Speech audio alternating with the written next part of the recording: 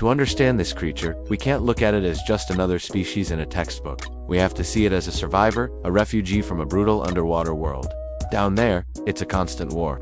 Bigger fish, faster predators, nowhere to hide. The pressure is immense. Every shadow could be death. Most fish accept this fate, but not this one. This one saw an opportunity where others saw a death sentence: the land. It chose the mud, the scorching sun, and the open air over the suffocating competition of the sea.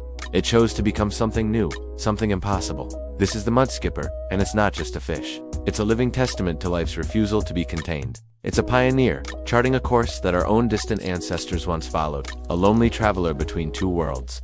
And to do this, it had to completely re-engineer its own body. Look closer at this biological outlaw. Its body is a collection of features that simply shouldn't work together. Take its gills. They're supposed to be useless out of water, right? Wrong. The mudskipper has evolved oversized gill chambers that it can fill with water, like tiny scuba tanks. This allows it to carry a supply of oxygenated water with it onto land. But that's not even its main trick. Its skin, slimy and damp, can absorb oxygen directly from the air, just like a frog. It's literally breathing through its skin. This amphibious adaptation makes every moment on land a race against time. If it dries out, it suffocates. A constant life or death dance between two elements. Then there are its fins. These aren't the delicate flowing fins of a goldfish. They are muscular, jointed, and powerful, more like primitive limbs. Watch how it moves. It props itself up, using its pectoral fins like crutches, and then pushes off with its tail, crutching its way across the mudflats. This isn't swimming. This isn't walking. It's something in between, a crude but effective method of locomotion that allowed it to leave the water behind. Its eyes, perched high on its head like periscopes, can see both above and below the water at the same time, constantly scanning for danger and opportunity. This creature is a mosaic of adaptations, each one a desperate solution to an impossible problem, a living miracle of evolutionary engineering. Life on land is no paradise. The mudskipper exchanged the predators of the deep for the threats of the sky and the shore. Birds of prey circle overhead. Crabs and lizards lurk in the mangroves. And its greatest enemy, other mudskippers. Territory is everything. A good mudflat patch means access to food and a place to burrow when the sun gets too intense. So they fight. With dorsal fins raised like battle flags, they charge each other, mouths agape in a display of aggression.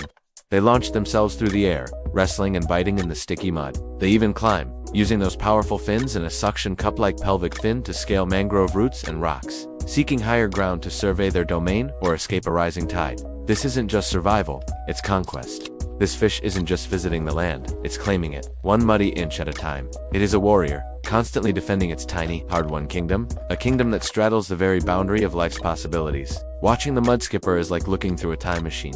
About 375 million years ago, our own story began with a creature very much like this. A fish, trapped in drying pools or chased by monstrous marine predators, made a desperate leap onto the shore. Its fins became legs. Its air bladder became lungs. That single, defiant act of leaving the water set in motion the entire history of terrestrial life. Reptiles, dinosaurs, mammals, and eventually, us. We are the descendants of a fish that refused to stay in the water. The mudskipper is a living echo of that moment. It's not our direct ancestor, but it's a parallel experiment, a separate lineage that solved the same problem in a remarkably similar way. It's a stark, unsettling reminder that the ground beneath our feet was once an alien world, and our kind were the first invaders. This is what we used to be: awkward, gasping, half-land, half-sea creatures, driven by desperation and a spark of evolutionary genius. It forces you to wonder, what if we could do it again? Humanity is already pushing the boundaries of its environment, dreaming of colonies on Mars or cities under the sea. We think of this as a technological challenge, a matter of building the right habitats and life support systems. But what if the answer is biological? The mudskipper didn't build a machine to leave the water. It became the machine. It rewrote its own genetic code to survive in a hostile world. Could we, faced with a changing planet or the barren wastes of space, could humanity adapt not just its tools, but itself? It's a disquieting thought. To change what it means to be human in order to survive. To become something new, something that could breathe a different air, walk a different ground. The mudskipper proves that biology is far more flexible than we imagine. The line between what's possible and what's impossible is blurrier than we think. And so, we're left with this creature, a relic from the past and a prophet of the future. We tend to see evolution as a ladder, with simple creatures at the bottom and us, humanity, at the top. But the mudskipper shatters that arrogant view. It shows us that evolution is a branching tree, with life exploring every possible niche, every strange solution. This fish isn't a missing link or a primitive throwback.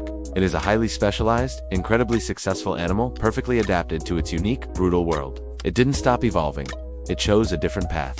This fish isn't behind us in evolution, it may be ahead. It has mastered 2 worlds, while we are still struggling to manage one. And it is a living reminder that the next great leap in life's story might not come from the land, but from the water's edge.